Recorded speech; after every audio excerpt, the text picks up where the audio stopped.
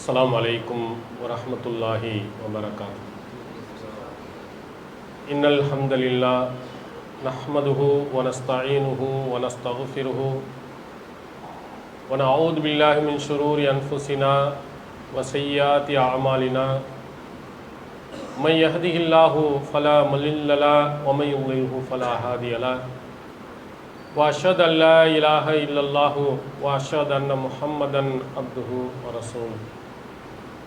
إن أحسن الحديث كتاب الله وخير الهدي هدي محمد وشر الأمور محدثاتها وكل محدثة بدعة وكل بدعة ضلالة وكل ضلالة في النار. اللهم صل على محمد وعلى آل محمد كما صليت على إبراهيم وعلى آل إبراهيم إنك حميد مجيد. اللهم بارك على محمد وعلى آل محمد كما باركت على إبراهيم وعلى آل إبراهيم إنك حميد مجيد. அளவற்ற அருளாளனும் நிகரில்லா பேரன்புடையனுமாகிய எல்லாம் வல்ல அல்லாஹ் ஒருவனுக்கே புகழனைத்தும் குறித்து அகிலத்திற்கோர் அருள் கொடையாம் அன்னலம் பெருமகனார் ஸல்லல்லாஹு அலைஹி வஸல்லம் அவர்கள் மீதும் அவர்களின் சொல் செயலினை தவறாது பின்பற்றியொழுகிய நல்லற தோழர்கள் மற்றும் நாம் அனைவர்கள் மீதும் எல்லாம் வல்ல அல்லாஹுவின் மற்றா பெருங்கருணை என்றென்றும் நிலவட்டுமாக. எல்லாம் வல்ல அல்லாஹுவின் நல்லடியார்களே, எல்லாம் வல்ல அல்லாஹு தாலா மனிதர்களை படைத்து அவர்கள் நேரான வழியில் செல்ல வேண்டும் என்பதற்காக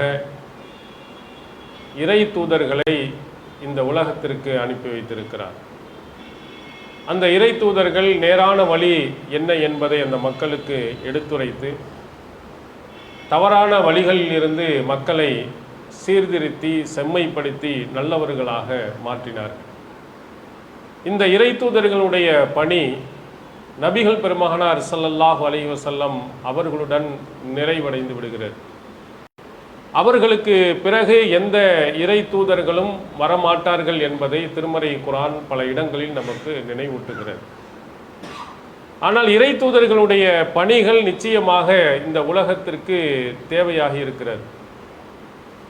நபி ஸல்லல்லாஹு அலைஹி வஸல்லம் அவர்கள் மிக தெளிவான இந்த மார்க்கத்தை மக்களிடத்தில் எடுத்து சொன்ன போதிலும் அதற்கு பிறகு நபி ஸல்லல்லாஹு அலைஹி வஸல்லம் காட்டிய வழிமுறைகளுக்கு மாற்றமானவர்களாக, அதை மாற்றியவர்களாக நிறைய மக்கள் உருவாவார்கள் என்பதையும் நபிகளார் நமக்கு சொல்லியிருக்கிறார். அப்போ இந்த மாதிரி காலகட்டங்களில் அந்த பணியை யார் செய்வது, யார் செய்ய வேண்டும் என்பதை திருக்குர்ஆன் நமக்கு அழகுற எடுத்துரைக்கிறது. யாருக்கெல்லாம் சத்திய கொள்கை, சரியான மார்க்கம், சரியான சட்டம் தெரிகிறதோ அதை அவர்கள் மற்றவர்களுக்கு எடுத்துரைக்க வேண்டும். தவறுகள் என்று தெரியுமானால் அதை யாருக்கெல்லாம் தவறு என்று தெரிகிறதோ அவர்கள் அதை திருத்தி அவர்களை சரிப்படுத்த வேண்டும். நபிகளார் அவர்கள் ஹஜ்ஜத்துல் விதாவில் ரொம்ப சுருக்கமான வார்த்தையில் நமக்கு சொன்னார்கள், பல்லிகு அன்னி வலவ் ஆயா. ஒரே ஒரு ஆயத்து, ஒரே ஒரு சிறிய ஒரு செய்தி இருந்தாலும் அதை அடுத்தவர்களுக்கு எடுத்து சொல்லிவிடுங்கள். இப்போ எல்லா பொறுப்புகளும் இந்த உண்மையான கொள்கையை அறிந்தவர்கள் மீது சுமத்தப்பட்டிருக்கிறது. அதில் குறிப்பாக திருமறை குர்ஆன் சொல்கிறது, வல்தக்கும் மின்கும் உம்மத்துன் யதுஊன இலல் கைர் வ யஅமுரூன பில் மஅரூஃப் வ யன்ஹவுன அனில் முன்கர் வ உலாயிக ஹுமுல் முஃப்லிஹூன். உங்களில் ஒரு கூட்டத்தினர்கள் நன்மையின் பக்கம் அழைப்பவர்களாக, நல்லதை ஏவுபவர்களாக, தீயதை தடுப்பவர்களாக இருக்கட்டும், இவர்களே வெற்றியாளர்கள் என்று திருக்குர்ஆன் நமக்கு சொல்கிறது.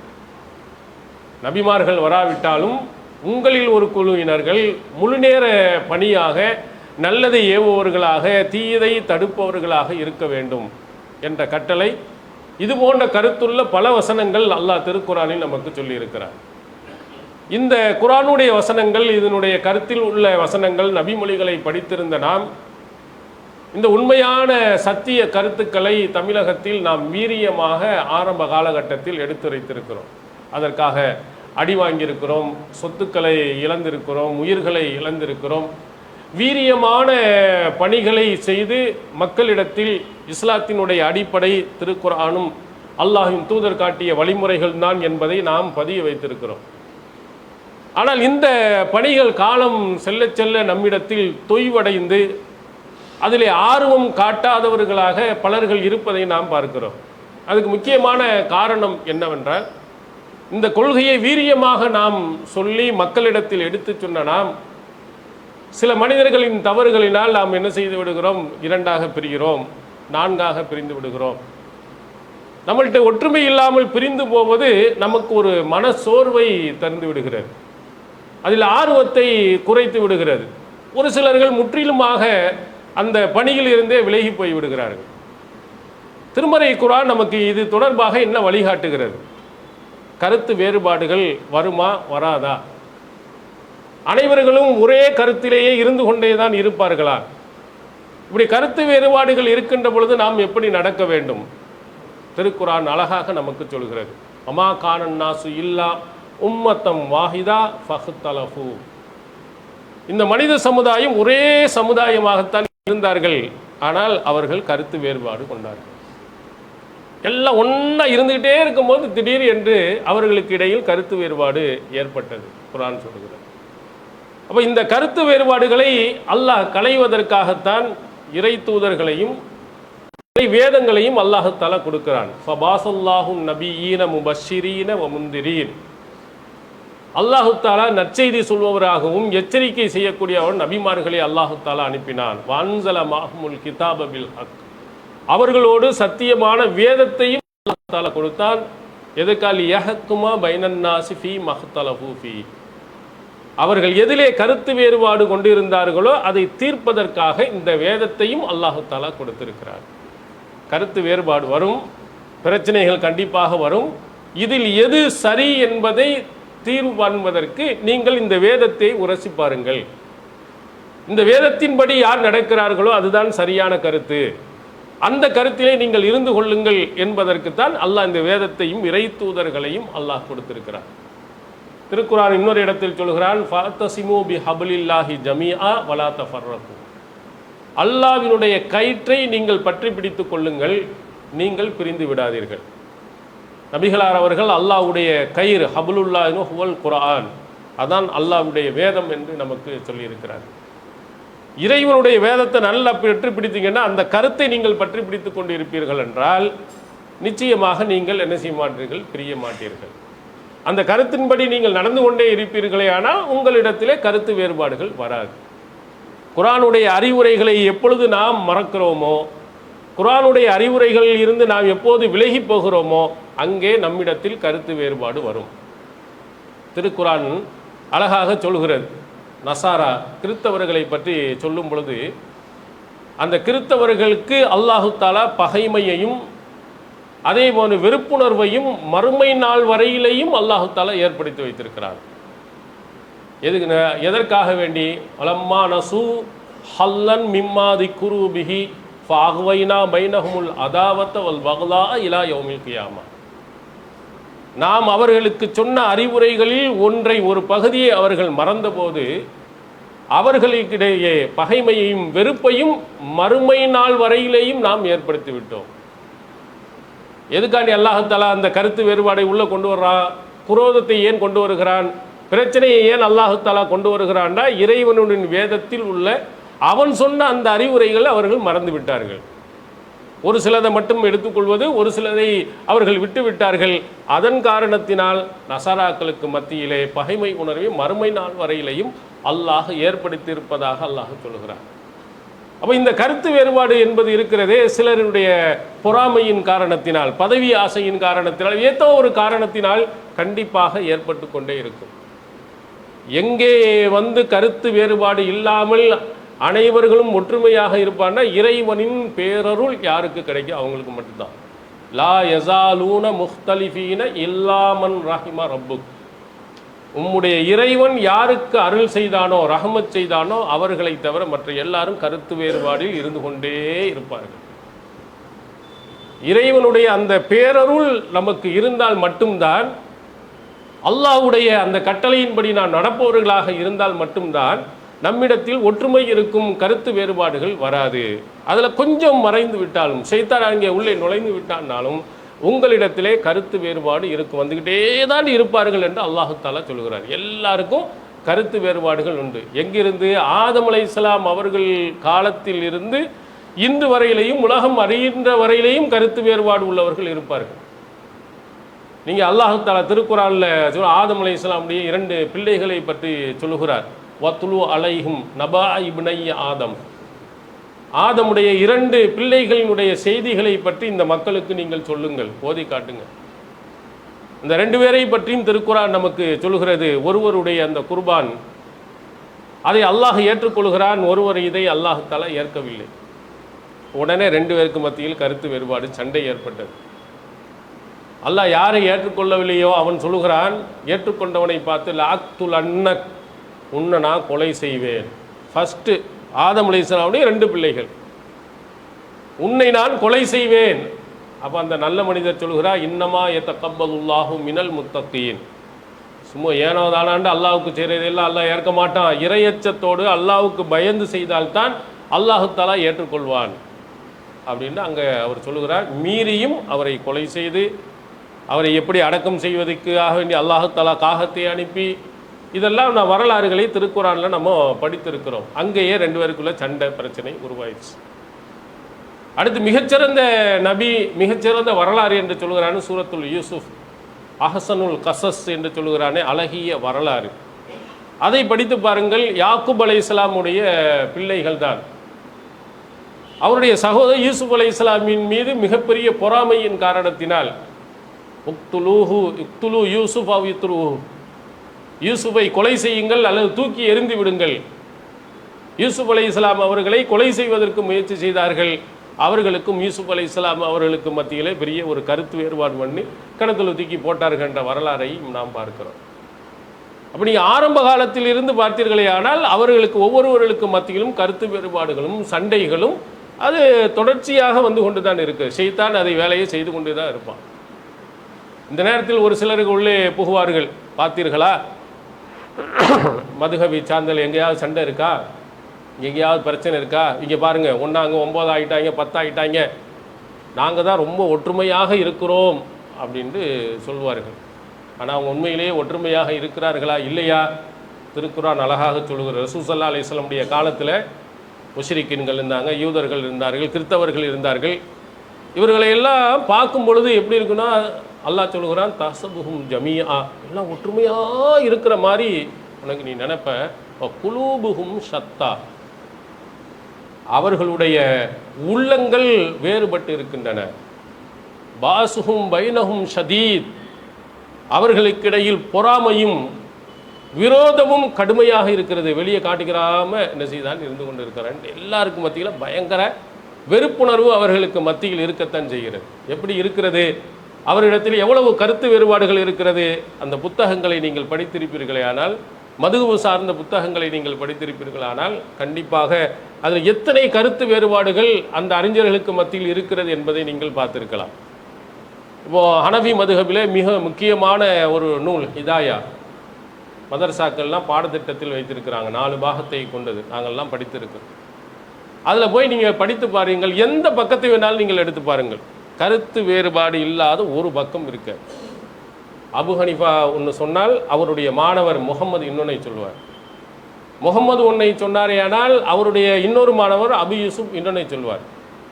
3 பேருமே ஒரு கருத்தை சொன்னார்கள் என்று சொன்னால் அதே ஹனஃபி மதுஹபை சார்ந்த ஜுஃபர் என்பவர் அதுக்கு மாற்றமாக சொல்லுவார். ஹிலாஃபன் லி ஜுஃபர், ஜுஃபர் இமாமுக்கு மாற்றமாக. இப்படி ஒரு 1 2 அல்ல, ஏராளமான சட்டங்களில் அவர்களுக்கு மத்தியில் கருத்து வேறுபாடு. உதாரணத்துக்கு ஒன்று உங்களுக்கு சொல்லுகிறேன். அல் மாவுல் முஸ்தாமல், பயன்படுத்தப்பட்ட தண்ணீர். நம்ம ஒரு வாளியில் தண்ணீர் இருக்குது, அதில் ஒளி செஞ்சிட்டோம். ஒருவர் ஒளி செய்து விட்டார் என்று சொன்னால் அந்த தண்ணீரை நாம் ஒளி செய்வதற்கு மற்றவர்கள் பயன்படுத்தலாமா? இப்போ இது பயன்படுத்தப்பட்ட தண்ணீர் பயன்படுத்துவதற்கு அனுமதியா இல்லையா? நீ அந்த புத்தகத்துப்படியே முகம்மது சொல்லுவார், தாஹிருன் கைரு தஹூர், இந்த தண்ணி சுத்தம், ஆனால் அது சுத்தப்படுத்தாது. அது சுத்தம்தான், ஆனால் ஒளி செஞ்சு உங்களை தூய்மைப்படுத்தாது. இது அபு ஹனீஃபாவினுடைய ஒரு கருத்துமாகும் அப்படின்னு எழுதி வச்சிருப்பாங்க. அபு யூசுப் அவர் என்ன சொல்லுகிறார் இந்த தண்ணியை பற்றி? இது நஜிசுன், இது அசுத்தம். இப்படியும் அபு ஹனீஃபா சொல்லியிருக்கிறார். அபு ஹனீஃபாவுடைய இன்னொரு அறிவிப்பில் நஜிசுன் கலீலத்து, ரொம்ப மோசமான ஒரு நஜிஸு. இதில் 2 பேர் கருத்து சொன்னால் பரவாயில்லை. அபு ஹனீஃபாவை என்ன சொல்கிறார்? ஒரு கருத்தின்படி தூய்மை, ஆனால் அது தூய்மை ஆக்காது, சுத்தம் ஆனால் சுத்தம் செய்யாது. இன்னும் இதே அபு ஹனீஃபா இன்னொன்று என்ன சொல்கிறார்? இல்லை இல்லை இது நஜிஸு அப்படின்னு சொல்லி அவர் பெயரிலேயே அவர் சொன்ன கருத்தே நேர்முரண். சுத்தம் என்று ஒரு இடத்தில் சொல்கிறார், இன்னொரு அறிவிப்பின் பார்த்தோம்னா நஜிஸ் என்று சொல்லுகிறார். இதெல்லாம் புத்தகத்தில் எழுதி வைத்திருக்கிறாங்க, இதையெல்லாம் நமக்கு படித்து கொடுத்திருக்கிறாங்க. எவ்வளவு கருத்து வேறுபாடுகள் என்று பாருங்கள். ஒரு இதிலேயே ஒரே கருத்தில் பல கருத்து வேறுபாடு, அதிலேயே ஒருவருடைய கருத்து என்ன என்பதிலேயும் கருத்து வேறுபாடு. இப்படி ஏராளமான சட்டங்கள் அவர்களுக்கு இடையில் என்ன செய்கிறது இருக்கிறது. ஷாஃபி மதுஹபை நீங்கள் எடுத்து பாருங்கள். அத்தஹியாத்தில் விரல் அசைப்பது, விரல் அசைக்கணுமா அசைக்கக்கூடாது, அசைப்பதில் உள்ள கருத்து என்னென்னா 3 கருத்து அதில் இருக்கிறது. விரலை அசைப்பது மக்ரூஹ், ஒரு ஆள் விரலை அசைச்சான்னா அது வெறுக்கப்பட்டது.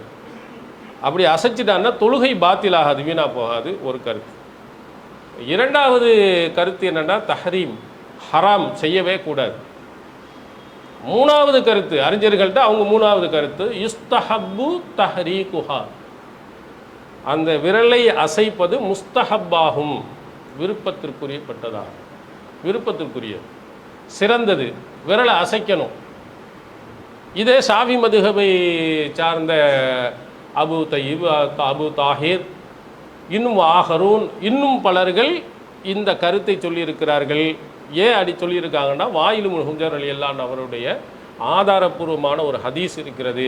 ரஅய்துஹு யுஹர்ரிகுஹா, அல்லாஹ்வின் தூதர் அவர்கள் இந்த ஆள்காட்டி விரலை அசைப்பதை நான் பார்த்திருக்கிறேன். நபி ஸல்லல்லாஹு அலைஹி வஸல்லம் அவர்கள் செய்ததை வாயில் இப்னு ஹுஜர் ரலியல்லாஹு அன்ஹு அவர்கள் ஹதீஸில் இருக்கிறனால இதை அடிப்படையாக வைத்து ஒரு சில அறிஞர்கள் ஷாஃபி மதுஹபை சார்ந்தவர்கள் முஸ்தஹப் என்று சொல்லியிருக்கிறார்கள். இது ஷாஃபி மதுஹபின் பிரசித்தி பெற்ற நூலான இமாம் நவவி அவர்கள் நூலான அல் மஜ்மூ ஷரஹுல் முஹzzப் அந்த நூலில் எழுதப்பட்டிருக்கு. இப்போ ஷாஃபி மதுஹபினுடைய அறிஞரின் கருத்து என்ன? ஒரு ஆள் மக்ரூங்கிறாரு, ஒரு ஆள் ஹராம்ங்கிறாரு, ஒரு ஆள் முஸ்தஹபுங்கிறாரு. ஒரே காரியத்தை 3 விதமான ஃபத்வாக்கள். இதே இமாம் ஷாஃபி அவர்கள் எப்படி எல்லாம் செய்தியை சொல்லியிருக்கார். உங்களுக்கு பிரபலியமாக எல்லாருக்கும் தெரிந்த ஒன்று, ஷாஃபி இமாமுடைய கருத்தில் கதீம் என்று ஒன்று இருக்குது, ஜதீத் என்று ஒன்று இருக்கிறது. ஆரம்ப காலத்தில் சொன்ன ஒரு சட்டம், புதிதாக சொன்ன ஒரு சட்டம். ஆரம்பத்தில் ஒரு சட்டத்தை சொல்லிட்டு பின்னாடி யோசித்து பார்த்து மற்ற செய்திகள் கிடைச்ச உடனே அதை மாற்றிட்டாரு. அப்போது எதை எடுக்கணும்? பிற்காலத்தில் இமாம் ஷாஃபி சொன்ன அந்த ஜதீத், புதிதாக சொன்ன அந்த கருத்தின்படி தான் சட்டம் சொல்லப்படும். ஆனால் அதுலேயும் விதிவிலக்கு இருக்கிறது. அவர் புதிதாக சொன்ன சட்டத்தை விட கதீம் பழைய காலத்தில் சொல்லப்பட்ட அந்த சட்டத்தின்படி பல விஷயங்களில் ஷாஃபி மதுஹபை சார்ந்தவர்கள் ஃபத்வா கொடுத்திருக்கிறார்கள் என்று எழுதி வச்சிருக்கிறார். எத்தனை கருத்து வேறுபாடுன்னு பாருங்கள். சரி, இதெல்லாம் புத்தகத்தில் உள்ளது. ஊரில் எப்படி எல்லாம் இருக்கிறது, கருத்து வேறுபாடு இல்லாமல் இருக்கிறதா? ஒவ்வொரு ஊர்லேயும் ஏன் ஹனஃபி பள்ளியாசல், ஷாஃபி பள்ளியாசல்னு எழுதுனீங்க? ஏன் 2 பள்ளியாசல் கட்டினீங்க? ஒரே பள்ளியாசல் போதும் தானே, எல்லாம் நீங்கள் எல்லாம் ஒற்றுமை தானே, ஒரே பள்ளியாசல் கட்டி இருக்க வேண்டியதானே? ஏன் ஒரு ஷாஃபி ஒரு ஹனஃபி என்றும்? ஒவ்வொருவருக்கும் ஏன் தொழுகை நேரம் மாறுகிறது? அவ்வள் வக்து ஷாஃபிக்கு ஒன்றாக இருக்கிறது, ஹனஃபிக்கு ஏன் ஒன்றாக இருக்கிறது? தொழுகின்ற பொழுது, இரவு தொழுகை தொழுகின்ற பொழுது ஷாஃபி மதுஹபை பின்பற்றி தொழக்கூடிய ஹனஃபி மதுஹபை சார்ந்தவர்கள் ஏன் வித்ரு தொழுகையில் தனியாக ஓடி போயிடுறாங்க? எத்தனை கருத்து வேறுபாடுகள். ஆரம்ப காலத்தில் ஷாஃபி மதுஹபை சார்ந்த ஹனஃபிக்கு பொண்ணு கொடுப்பாங்களா, பொண்ணு எடுப்பார்களாண்டா? ஒரு ஆளுக்கு ஹலாலுங்கிறாங்க, ஒரு ஆளுக்கு ஹராமுங்கிறாங்க. எத்தனை விதமான கருத்து வேறுபாடுகள் நிறைந்து இருக்கிறது. இவர்கள் நம்மை பார்த்து சொல்லுகிறார்கள், ஆக கருத்து வேறுபாடு. நம்ம கருத்து வேறுபாடு 1% கூட, அவர்களோடு ஒப்பிட்டு பார்த்தோம் என்றால் 1% கூட இருக்காது. இல்லை, தமிழில் ஒரு அழகான பழமொழி சொல்வார்கள், சல்லடை ஊசியை பார்த்து கேட்டதா, ஊசி என்ன உனக்கும் ஓட்டையாக இருக்குது அப்படின்னு. சல்லடைகளை பூரா ஓட்டையாக இருக்குது, இது கேலி பண்ணுகிறதா, என்ன ஊசியை என்ன உனக்கு ஒரு ஓட்டை இருக்குது, குறை இருக்கு அப்படின்னு சொல்கிற மாதிரி இவர்கள் என்ன செய்கிறார்கள், நம்மை பார்த்து கேட்கிறார்கள். அவர்களுடைய அந்த கருத்து வேறுபாடுகளை நீங்கள் பட்டியலிட்டு பார்த்தீர்கள் என்றால் நிறைய ஏராளம் இருக்கும். கருத்து வேறுபாடுகள் என்பது கண்டிப்பாக உலகம் முழுவதிலேயும் இருக்கக்கூடிய ஒன்று. நபித்தோழருடைய காலத்தில் இருந்தே சட்டங்களிலும் சரி, கொள்கையிலும் சரி, எத்தனையோ விதமான கருத்து வேறுபாடுகள் வந்திருக்கிறது. சாத் இப்னு அபி வக்காஸ் ரலியல்லாஹு அன்ஹு அவர்கள் தொடர்பாக சஹீஹ் முஸ்லிமில் ஒரு செய்தி பதிவு செய்யப்பட்டிருக்கிறது. ஆயிஷா நாயகி சொல்லுகிறார்கள், சாத் இப்னு அபி வக்காஸ் சொர்க்கவாதி என்று சொல்லப்பட்ட அந்த நபி தோழருக்காக அவங்கள பள்ளியாசலில் வைத்து தொலை வைங்க. அங்கே மக்கள் எல்லாம் வந்து பள்ளியாசலில் எப்படி ஜனாசா வைப்பது என்று மறுக்கிறாங்க, கூடாது என்று சொல்கிறாங்க. இப்போ ஆயிஷா நாயகி அவர்கள் சொன்ன அந்த வார்த்தையை நீங்கள் கவனிங்கள். மா அஸ்ரா மா நசி அன்னாஸ், மக்கள் எதை மறந்து விட்டார்களோ அந்த விஷயத்தில் ஏன் அவசரம் காட்டுகிறார்கள்? மா சல்லா ரசூலுல்லாஹி ஸல்லல்லாஹு அலைஹி வஸல்லம் சுஹைல் பின் பைலா இல்லா ஃபில் மஸ்ஜித். சுஹைல் பின் பைனா என்ற நபித்தோழருக்கு அல்லாஹ்வின் தூதர் அவர்கள் பள்ளியாசலில் வைத்து தான் தொலைவித்தார்கள். இது உங்களுக்கு தெரியுமே, மறந்துவிட்டு ஏன் இதை கூடாது என்று சொல்லுகிறீர்கள்? ஒரு சட்ட பிரச்சனை, ஜனாசா தொழுகை பள்ளியில் வைக்கலாமா, வைத்து தொலை வைக்கலாமா, தொலை வைக்கக்கூடாதா என்றால் நபித்தோழர்களும் அங்கே இருக்கிறாங்க. அதனால் ஆயிஷா நாயகி உங்களுக்கு மறந்துவிட்ட ஒன்று மறந்துட்டீங்க, நபிகளாருடைய காலத்தில் இப்படித்தான் நடந்தது என்று சொன்னால் நபித்தோழர்கள் இருக்கிறாங்க, அந்த நபித்தோழர்கள் மறுக்கிறார்கள் வைக்கக்கூடாது அப்படின்னு. ஆயிஷா நாயகி அவர்கள் இல்லை, அல்லாஹ்வின் தூதர் அவருடைய காலத்தில் நடந்திருக்கிறது, அங்கே வைங்க என்று அவர்கள் கட்டாயப்படுத்துகிறார்கள். ஒரு சட்ட பிரச்சனைகளில் இது மாதிரி வந்திருக்கிறது. கொள்கை ரீதியில் எவ்வளவு பெரிய பிரச்சனைகள் ஏற்பட்டது. ரசூலுல்லாஹி ஸல்லல்லாஹு அலைஹி வஸல்லம் இறந்ததற்கு பிறகு அபூபக்கர் சித்தீக் ரலியல்லாஹு அன்ஹு அவர்கள் 2.5 வருட காலங்கள் தான் ஏறத்தாழ ஆட்சி செய்திருக்கிறார். அதில் நிறைய பிரச்சனைகளை அவர்கள் சந்தித்தாங்க.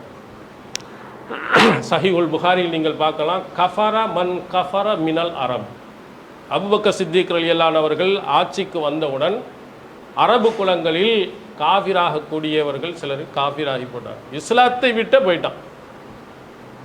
ரசூல் ஸல்லல்லாஹு அலைஹி வஸல்லமுடைய காலத்தில் நபிகளாரிடத்தில் பாடம் பயின்ற பலர்கள் இஸ்லாத்தை விட்டு குஃப்ரியத்துக்கு போய்விட்டார்கள். அல்லாஹ்வின் தூதரோடு இருக்கின்ற பொழுது எல்லாம் ஒற்றுமையாக இருந்தார்கள். அபூபக்கர் சித்தீக் ரலியல்லாஹு அன்ஹு அவர்கள் வந்தவுடன் ஒரு குரூப் அப்படியே என்ன செய்கிறது, போகுது, இஸ்லாத்தை விட்டு போகுது. இன்னொரு குரூப் என்ன செய்கிறார்கள், இல்லை அல்லாஹுவை நாங்கள் வணங்கி கொண்டிருப்போம், ஆனால் ஜக்காத்தை கொடுக்க மாட்டோம் அப்படின்னாங்க. தொழுகையெல்லாம் ஓகே, ரசூலுல்லாஹ் காலத்தில் வரதான் ஜக்காத்துலாம், இப்போம்லாம் ஜக்காத் என்பது கிடையாது. அப்போ அபூபக்கர் சித்திக் ரலியல்லாஹு அன்ஹு அவர்கள் சொன்னார்கள், யார் மன் ஃபர்ரக பைனஸ் ஸலாத்தி வஸ் ஸக்கா, தொழுகையையும் ஜக்காத்தையும் எவன் பிரித்து காட்டுவானோ, இது வேற அது வேற என்று சொல்வானோ அவனுக்கு எதிராகவும் நான் போர் செய்வேன். ஃபைன்ன ஜக்காத்த ஹக்குல் மால், இந்த ஜக்காத் என்பது செல்வத்தில் உள்ள கடமை, கண்டிப்பாக கொடுக்கணும். வல்லாஹி லவ் மனஊனி அனாகன் கானியு அத்தூனஹா இலா ரசூலில்லாஹி ஸல்லல்லாஹு அலைஹி வஸல்லம் லகாத்தல்துஹும் அலா மனஇஹா. அல்லாஹ்வின் தூதருடைய காலத்தில் ஒரு ஒட்டகத்தை ஜக்காத்தாக கொடுத்து வந்து, என்னுடைய காலத்தில் அந்த ஒரு ஒட்டகம்தான் தரமாட்டேன் என்று சொன்னாலும் அவனுக்கு எதிராக நான் போர் செய்வேன் என்று சொன்னார். எவ்வளோ பெரிய பிரச்சனை உருவாகிறதுன்னு பாருங்க. இஸ்லாத்தினுடைய 5 தூண்களில் ஒன்று ஜக்காத். இஸ்லாத்தை நபிகளாருடன் இருந்தவர்கள், கொடுத்து வந்தவர்கள் அங்கே என்ன செய்கிறார்கள்? பெரிய கருத்து வேறுபாடுக்கு மாறுகிறார்கள். ஜக்காத்தை நான் கொடுக்க மாட்டேன், தொழுவேன், அப்படி ஏதாவது பேசினாய் என்று சொன்னால் உனக்கு எதிராக நான் போர் செய்வேன். அபூபக்கர் சித்தீக் ரலியல்லாஹு அன்ஹு அவர்கள் அங்கே சொன்னார்கள். இதை விடவும் பெரிய கொடுமை, பயங்கர பெரிய பிரச்சனை அபூபக்கர் சித்தீக் ரலியல்லாஹு அன்ஹுடைய காலத்தில் நடந்திருக்கிறது. முசைலமா என்ற ஒருவன் இருந்தார், தன்னை நபி என்று சொல்லிக்கொண்டு இருந்தார். அவன் எந்த குலத்தை சார்ந்தவன்னா பனு ஹனீஃபா குலத்தை சார்ந்தவன். பனு ஹனீஃபாங்கிறவங்க ஆரம்பத்தில் நபிகளாரிடத்தில் இஸ்லாத்தை ஏற்றுக்கொண்டதில் மிக முக்கியத்துவம் வாய்ந்த ஒரு பிரிவினர்கள். சுமாமா இப்னு அசால் ரலியல்லாஹு அன்ஹு அவர்களை பற்றி நீங்கள் புகாரியில் படித்திருப்பீர்கள். ரசூல் ஸல்லல்லாஹு அலைஹி வஸல்லம் அவர்கள் யமாமாவிலிருந்து அவரை கைதியாக பிடித்து வந்து மதீனாவில் மஸ்ஜிது நபவியில் கட்டி வைத்தாங்க. கட்டி வைத்து 3 நாட்கள் அவர் அங்கே கைதியாக இருக்கிறார். ரசூலுல்லாஹ் இந்த கையா சுமாமாவை எப்படி இருக்கிறீங்க அப்படிங்கிற மட்டும்தான் கேட்டாங்க. 3 நாட்களுக்கு பிறகு ரசூலுல்லாஹ் அத்லிகு சுமாமா அவிழ்த்து விடுங்க, அவர் போட்டுட்டாங்க. 3 நாட்கள் இருந்தவர் அங்கே இருப்பதையெல்லாம் கவனித்து பார்க்கிறார், நபிகளாரின் நடவடிக்கையை பார்க்கிறார், நபித்தோழர்களை பார்க்கிறார். பார்த்துட்டு பக்கத்தில் உள்ள குட்டையில் போய் குளிச்சுட்டு அஷ்ஹது அல்லா இலாஹ இல்லல்லாஹ் ஓரிரை கொள்கையை ஏற்றுக்கொண்டு விட்டு அழகாக ஒரு வார்த்தையை சொன்னார். அல்லாஹ்வின் தூதர் அவர்களை பார்த்து, இந்த உலகத்திலேயே எனக்கு பிடிக்காத ஒரு மார்க்கம் இந்த இஸ்லாம் தான் இருந்துச்சு, ஆனால் இன்று உலகத்திலேயே எனக்கு பிடித்த மார்க்கம் இஸ்லாம் தான் சொன்னார். இந்த உலகத்திலேயே எனக்கு பிடிக்காத ஒரு மதீனாவை தான் இருந்துச்சு, இன்று உலகத்திலேயே எனக்கு பிடித்த ஒரு மதீனா தான். உலகத்திலேயே பிடிக்காத ஒரு முகம் இருக்கிறது என்று சொன்னால் முகமதுடைய முகம்தான் இருந்தது, இன்று உலகத்திலேயே எனக்கு பிடித்த ஒரு முகம் என்றால் முகமது நபி ஸல்லல்லாஹு அலைஹி வஸல்லம் உடைய முகம்தான் அப்படின்னு சொல்லிட்டு யமாமாவில் இருந்து ஒரு கோதுமை இதாவது மக்காவுக்கு செல்லண்டா ரசூல் ஸல்லல்லாஹு அலைஹி வஸல்லம் உடைய அனுமதி இல்லாமல் போகாதுன்னாங்க. அந்த பனு ஹனீஃபா கோத்திரத்தை சார்ந்த அங்கதான் ஒரு பெரிய பிரச்சனை ஏற்படுகிறது. முசைலமத்துல் கஸாப், அந்த பொய்யன் தன்னை நபி என்று சொல்லுகிறார். அவர்களுக்கு பின்னால் எவ்வளவு பேர்கள் இருந்தார்கள்? அந்த பிரச்சனைக்கு தீர்வு காண்பதற்காக அபூபக்கர் சித்தீக் ரலியல்லாஹு அன்ஹு அவர்கள் அவனை எதிர்த்து ஒரு போர் இதை அனுப்புகிறார். இக்ரிமா இப்னு அபூஜஹலுடைய மகன் இக்ரிமா அவர்கள் இஸ்லாத்தை தழுவிட்டாங்க. அவங்களும் ஷர்ஹபில் இப்னு ஹசனா அப்படிங்கிற 2 பேரையும் தலைமையில் ஒரு படையை அனுப்பி அவனை கொல்றதுக்காக வேண்டி அனுப்பி வைக்கிறாங்க. ஆனால் அல் பிதாயா வன் நிஹாயா என்ற நூலில் பதிவு செய்யப்பட்டிருக்கு, லம் யகூமா பனு ஹனீஃபா, லம் யகூமா பனி ஹனீஃபா கூட்டத்துக்கு முன்னால் இவர்களால் நிற்க முடியவில்லை. ஏன்னால் அன்னகும் அவர்கள் எவ்வளவு இருந்தார்கள்னா நஹவி 40 அல்ஃபா, 40,000 நபர்கள் ஏறத்தாழ அந்த படைகளில் இருந்திருக்கிறார். ஒருத்தர் இல்லை, 2 பேர்கள் இல்லை, 3 நபர்கள் இல்லை, எத்தனை பேர்கள்னா 40,000 பேர்கள் முஸ்லிம்களாக இருந்தவர்கள், இஸ்லாத்தை ஏற்று இருந்தவர்கள். அவர்கள் எவன் பின்னால் போய்விட்டார்கள்? தன்னை நபி என்று சொல்ல முசைலமாவுக்கு பின்னால் போய்விட்டார்கள். இவங்க 2 பேரும் இவருடைய படைகளினால் அவர்களை தாக்கு பிடிக்க முடியவில்லை. பிறகுதான் ஹாலித் இப்னு வலீத் ரலியல்லாஹு அன்ஹுடைய தலைமையில் போய் வெற்றி கண்டார்கள். இது வரலாறு நமக்கு சொல்லுகிறது. எவ்வளவு பெரிய பிரிவினை என்று பாருங்கள்.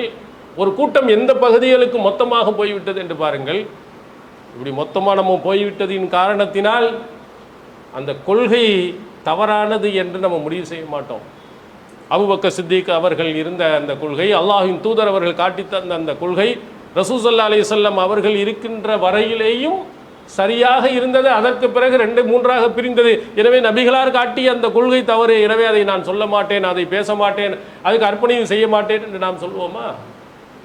நபிகளார் அழகா சொன்னார்கள், புகாரில் நீங்கள் எடுத்து பாருங்கள், லா தர்ஜி உ பாதி லுல்லாலன் எல்லரிபு பாலுக்கும் பாலா. நபிகளார் அவர்கள் சொல்கிறார்கள், உங்களில் எனக்கு பின்னால் வழிகெடுத்து போகக்கூடியவர்களாகவும், எல்லரிபு ரிகாப பாலின், உங்களில் சிலருடைய கழுத்தை வெட்டக்கூடியவர்களாக நீங்கள் ஆகி போய்விடாதீர்கள். வழிகட்டு போய் ஒருத்தரை வெட்டக்கூடிய சூழ்நிலைக்கு நீங்கள் போய்விடாதீர்கள். நம்ம கொள்கையில் இருக்கக்கூடிய 2 பேரை அடித்துக்கிட்டா நமக்கு எவ்வளோ பெரிய பாதிப்பு ஏற்படுகிறது, எவ்வளோ பெரிய மன வேதனை ஏற்படுகிறது. ரசூல் ஸல்லல்லாஹு அலைஹி வஸல்லம் அவர்களிடத்தில் பாடம் பயின்றவர்கள். நபிகளார் சொல்லுகிறார்கள், உங்களில் ஒருவர் மற்றவருடைய கழுத்தை வெற்ற மாதிரி வழியட்டவர்களாக போயிடாதீங்க என்று. ஆனால் அப்படி நடந்தது. அதனால தான் ரசூலுல்லாஹ் எச்சரிக்கை செஞ்சார். உஸ்மான் ரலியல்லாஹு அன்ஹு அவர்களை கொன்றவர்கள் யார்? மாற்று மதத்தை சார்ந்தவர்களாக வந்து கொண்டார்கள். அதே மாதிரி சிஃபீன் போர்க்களங்கள் யாருக்கும் நடந்தது. அதிலே கொல்லப்பட்டவர்கள் எல்லாம் யார்? மாவியா ரலியல்லாஹு அன்ஹு அவர்கள் யார்? அலி ரலியல்லாஹு அன்ஹு அவர்கள் யார்? 2 பேருமே நபி தோழர்கள் தானே. அதே மாதிரி ஜமல் யுத்தம் நடந்தது, அது யாருக்கும் நடந்தது. இவையெல்லாம் வரலாறுகளை நீங்கள் புரட்டி பாருங்கள். எல்லா நபி தோழர்கள் நபிகளாரிடத்தில் பாடம் பயின்றவர்கள் தான். அவர்கள்ட்டையும் கருத்து வேறுபாடு பிரச்சனைகள் ஏற்பட்டு வந்தது. அதன் காரணத்தினால் அந்த கொள்கை தப்புன்னு வராது. அவர்கள் ஏதாவது ஒரு காரணங்களாக இருக்கலாம், அல்லாஹ் தஆலா அவருடைய பாவங்களை மன்னிக்கலாம். ஆனால் இப்படிப்பட்ட ஒரு காட்டங்களை நாம் சந்திக்கக்கூடிய நேரத்தில் கருத்து வேறுபாடே வராமல் இருக்கணும், இருப்பது சிறந்தது. அது எந்த மாற்று கருத்தும் இருக்க முடியாது. ஆனாலும் மனிதனுடைய உள்ளங்கள் பலதரப்பட்டதாக இருக்குது. இப்படியே கருத்து வேறுபாடுகள் நிறைய பேர்கள் இருப்பாங்க. இதுக்கு வேணாலும் கருத்து வேறுபாடுகள் வரலாம். அதன் காரணத்தினால் உண்மையான கொள்கையாக இருக்கக்கூடிய குர்ஆன் ஹதீஸிலிருந்து நாம் விலகவும் கூடாது, அந்த பிரச்சாரத்தை விட்டுவிடவும் கூடாது. இது மாதிரி வரக்கூடிய காலகட்டங்களில்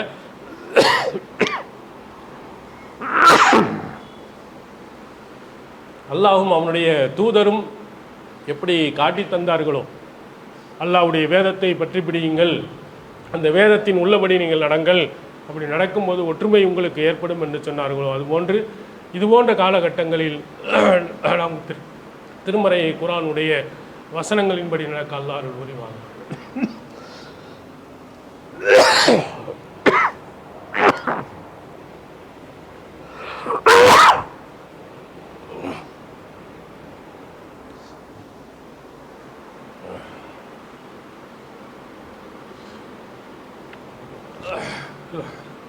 அல்ஹம்துலில்லாஹ்.